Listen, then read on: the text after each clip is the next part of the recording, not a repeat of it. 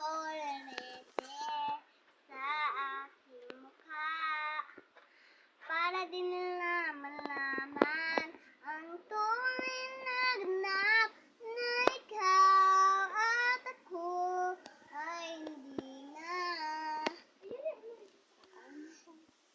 Paano ko sasabihin sa mga kaibigan ko? Ako rin ang sisihin.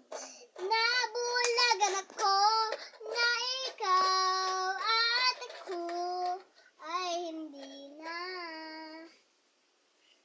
At ang hirap, magpapangga pa ba ako na ako ay masaya kahit ang totoo ay talagang wala ka na.